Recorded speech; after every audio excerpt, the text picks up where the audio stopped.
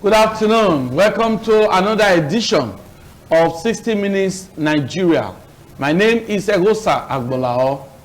We will be looking at what is really happening in this country as regards the coronavirus, now known as COVID-19. COVID-19 has had impact on the economy of Nigeria and of course on citizens. So on today's show, the topic is, we are looking at federal government's palliatives and impact of COVID-19. It is all embracing. The federal government has done a lot to cushion the effects, the negative impact of coronavirus on citizens. We also understand that some state governments have also evolved strategies to make palliatives possible for citizens. So we'll be looking at that. And of course, COVID-19 seemed to have redefined the lifestyle of citizens in Nigeria. Also in other countries of the world, because now they tell you, don't gather. In Edo State, you are not allowed to gather. More than 20 people are not allowed to converge in a place. More than 20 is not allowed. From 20 down. Church services, not more than 20. So, lifestyle has been redefined by COVID-19. We'll look at it. I have two distinguished personalities with me. A former governorship candidate in the 2016 Edo State governorship election and the popular face, Bishop Akalame. Nice to have you on the show today. We also have with us a notary public, a distinguished legal practitioner, chartered arbitrator, and the state chairman, Nigerian Society of International Lawyers and Human Rights Activists, Barrister Patrick Isekwene. Nice to have you on the program today. Good afternoon. Okay. Happy viewing. Yes. Now, before we allow our guests to make their comments on this very important topic, let me give you some facts as regards coronavirus in the country. Federal government today grants amnesty to 2,600 prisoners, about 70 inmates to be released later today as part of measures to decongest prisons now known as correctional facilities and also to prevent the spread of coronavirus. So we'll talk about it. Chinese doctors arrive in Nigeria to assist in the fight against coronavirus. Kaduna State government wants travelers avoid or face 14 days quarantine or isolation.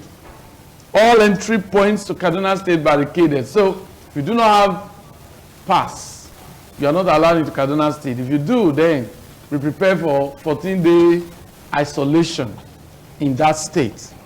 Ondo State government grants permission for church Easter service. Don't forget, last Sunday was Palm Sunday, and we witnessed something very unique. Some churches were empty. Palm Sunday was not celebrated the way it used to be. The Pope, the Vatican was empty. The Pope needed to, in his homily, we just selected people. So a lot has happened.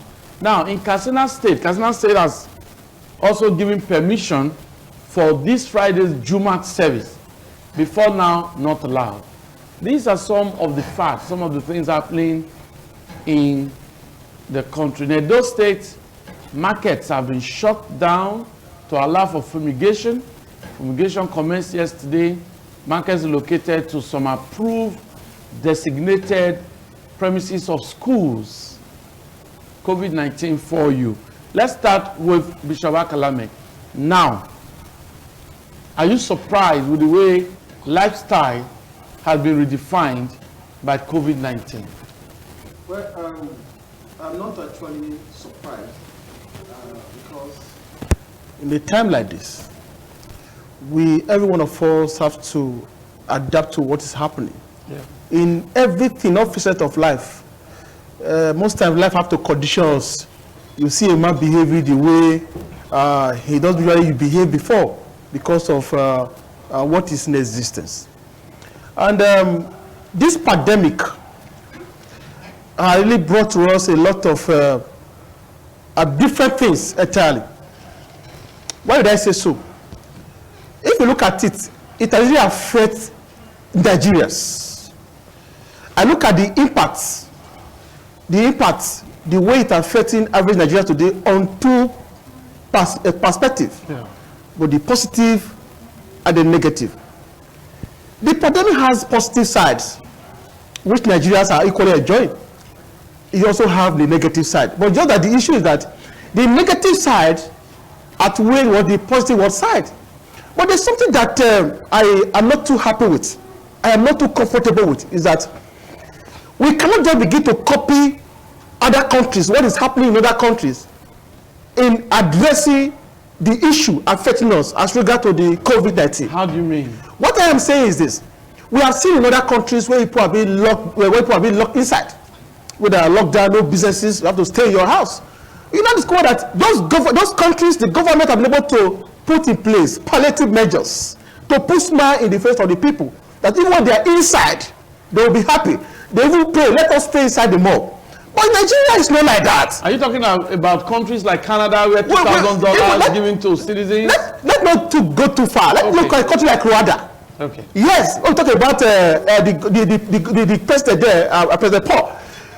He made sure that food were made available. Bag of rice, just name them, anything that a man will need to exist. He made them available to every citizen. That you don't even need to rush, you just go there and pick. In Nigeria, it's not like that. We should know really well that about 70% of Nigerians, 70% are self-employed. How do I mean? These are people who work today to feed tomorrow. That if they work today, that today will not determine their lifestyle tomorrow. No, the same people now, they are being locked inside. That means no business for them. And there's one thing that's there. They were not aware. They were not prepared that they'll be locked inside. And hence, majority of them not safe. So, for this precautionary motive, money was not made available for such exigency that I will be locked inside. So let me make this money available to feed myself when I'm there. So their life depends on the business activities daily. Now they are not inside. How would they feed? Now the government did not even look at this at all. I have heard that money was released to cushion the effects of this pandemic. But I put it to you today that I have reached out to so many people. As many people are reaching me, like my supporters everywhere, asking me, I'm asking them what is happening. They're asking what's happening.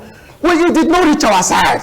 We didn't get anything. So if my people did not get anything, and I have not seen within my environment, somebody will have enjoyed those palliative measures to cushion the effect of the pandemic, how would I say confidently that Nigerians, the government has actually released money to what?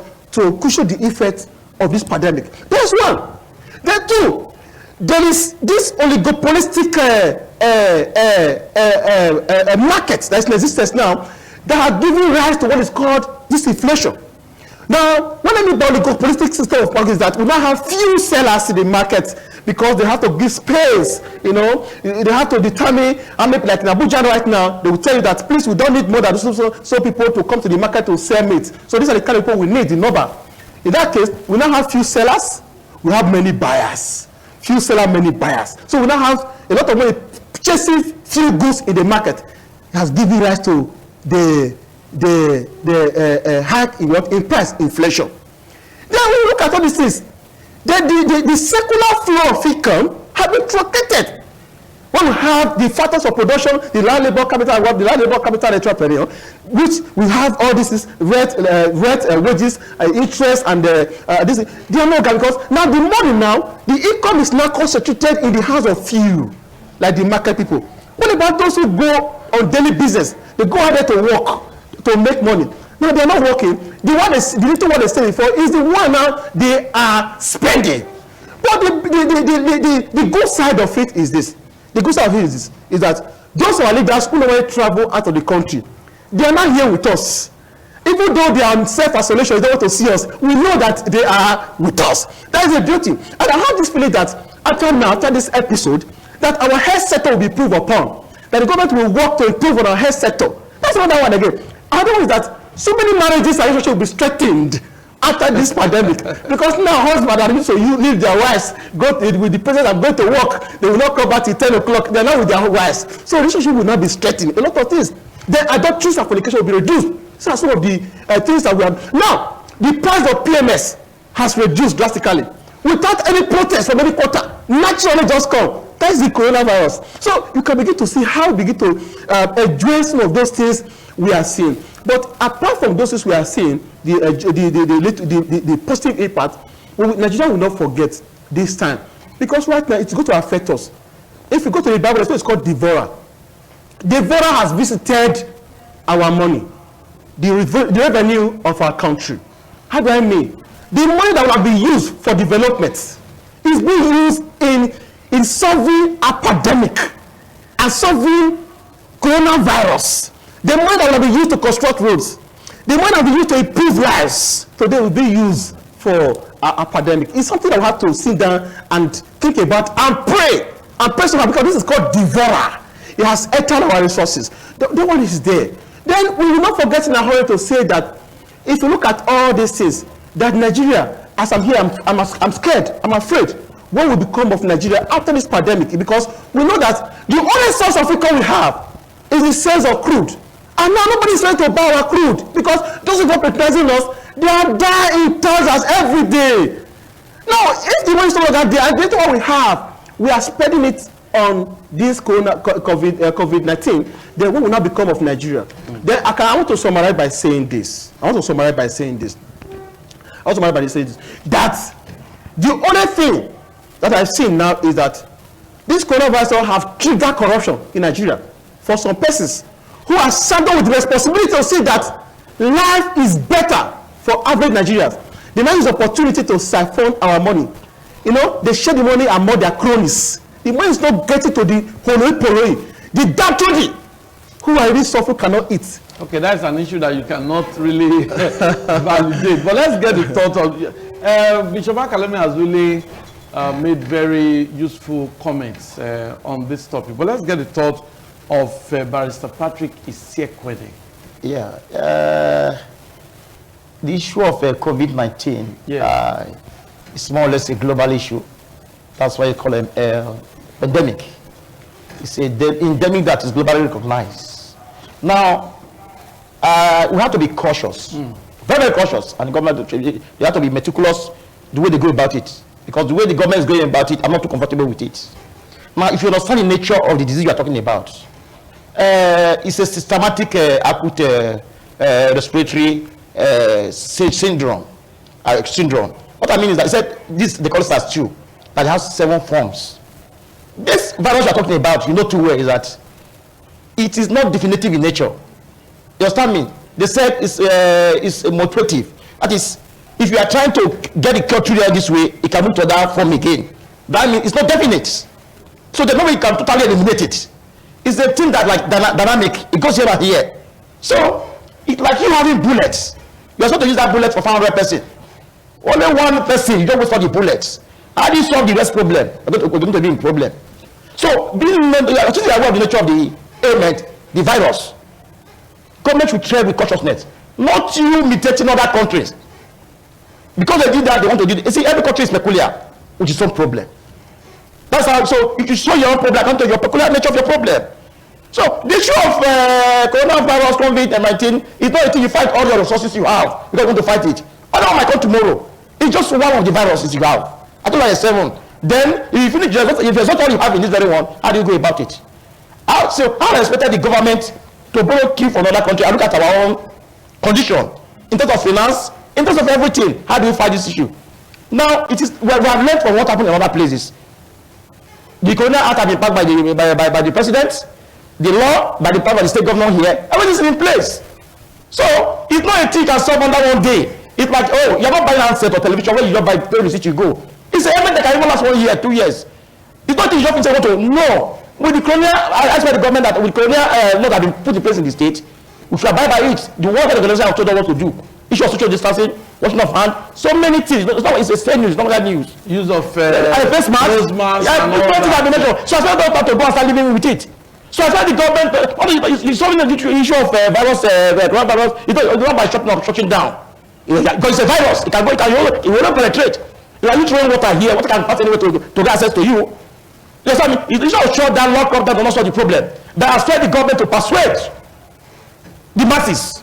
You must persuade the masses to know that this thing, the best way can solve the issue of coronavirus issue is not by jailing people, arresting people. No, the best way is the preventive measure. Because I told you, this is not curable. All those people you see that, oh, they tested positive, it's a supportive treatment they give to them. Oh, if you attack the respiratory system, hooks it, you will be a problem. If you don't have a strong immunity, you are gone. So all you need is a ventilator to support you to come back to life. Nobody has gotten a vaccine to treat a virus for. It has been on for years. It's not just new. Well, this is a novel what's happening in the world.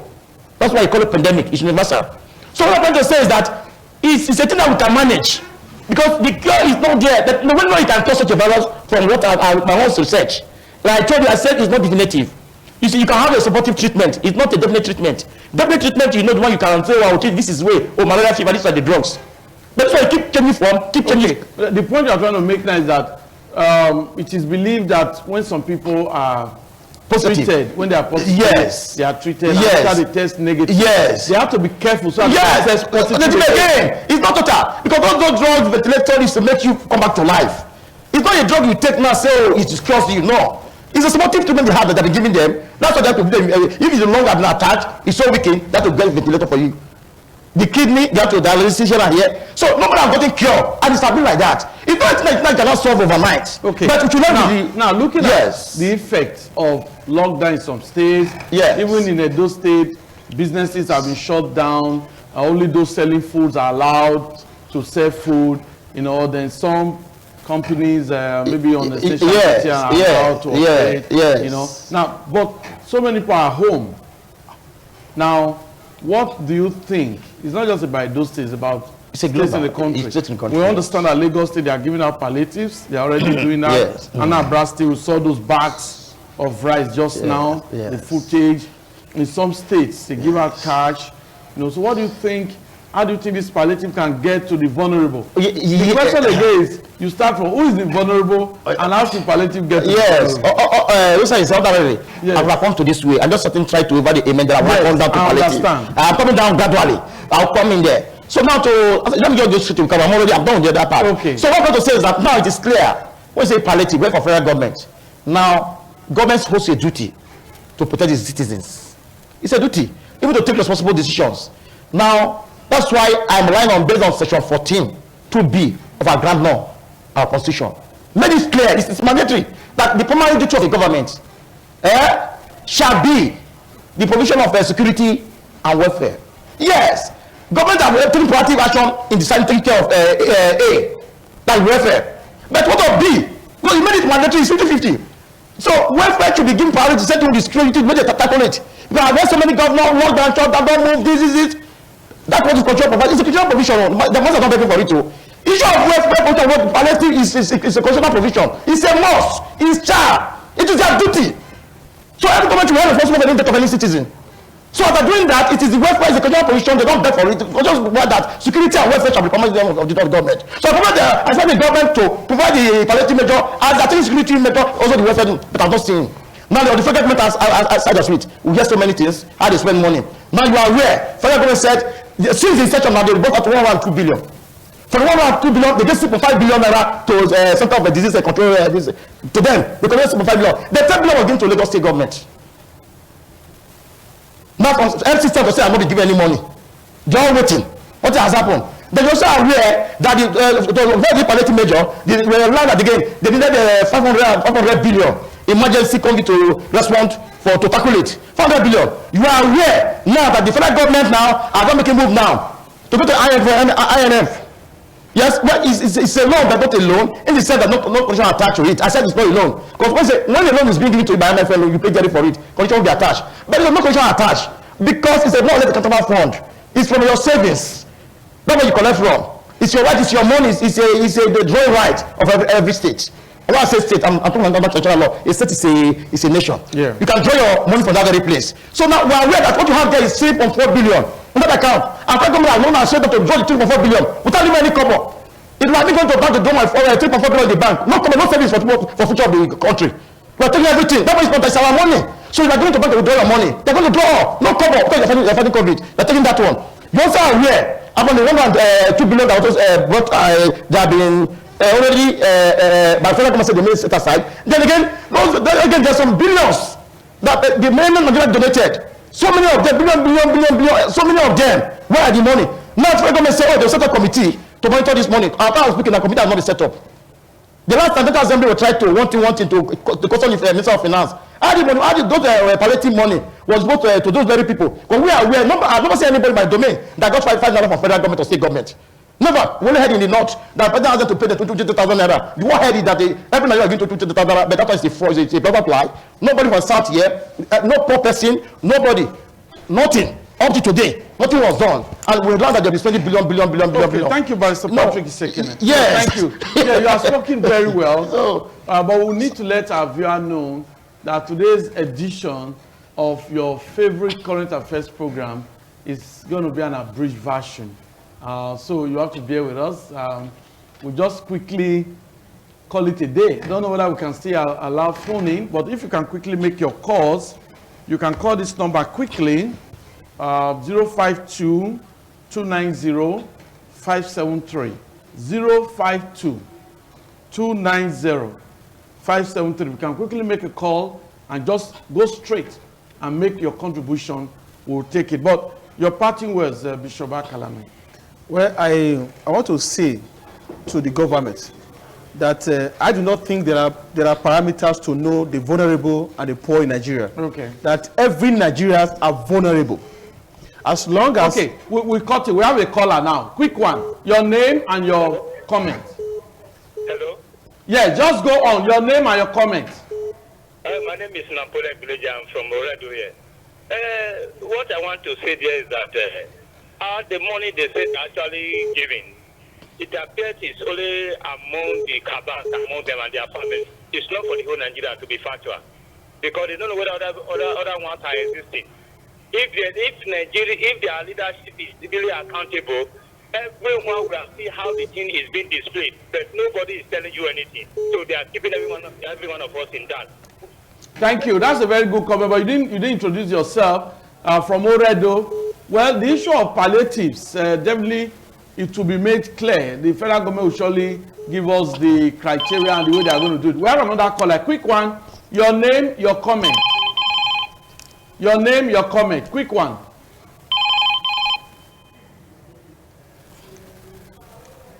Hello? Hello?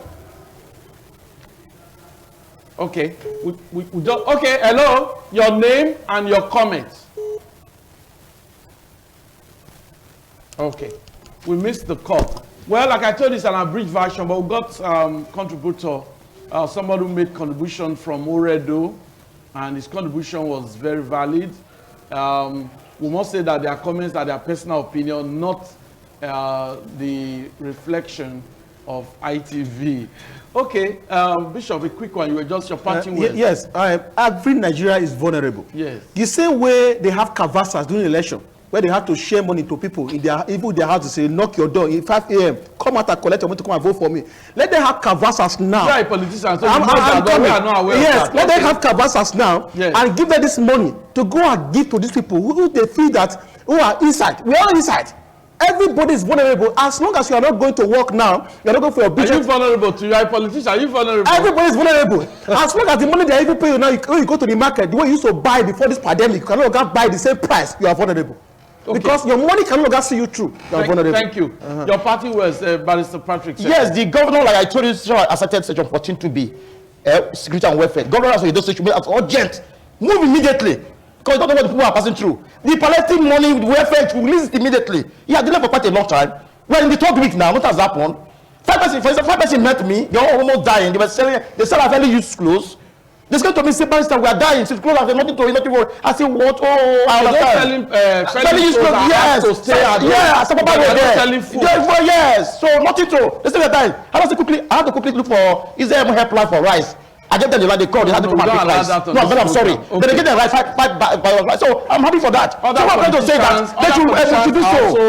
People share the. No, don't mention their name. So what I'm trying to say is that. But let me quickly interject. Yes. Other politicians, other kind-hearted Nigerians, in their own way, are also assisting their neighbors. Yes. So we don't need to mention them of it. So for let me not mention, let me be there. So I expect the governor to immediately, because it's a constitutional provision. If you check his constitution, yeah, somebody has spoken, you are not talking about it. Release the money immediately for the people. Okay. They are dying. Is it when they are dead, you are releasing the money for them? It's their money, for God's sake. Thank you. We know that relevant authorities surely will act. Nigerians need succor this period of COVID-19. My guests say all Nigerians are vulnerable, and we know that government will surely know how to get to the vulnerable peoples, and palliatives surely will get to Nigerians. On that note, I say thanks for being a part of the abridged version of 60 Minutes Nigeria this week. By God's grace, next week we'll be here again to look at other issues. I thank my guests, and I thank you. Bye-bye.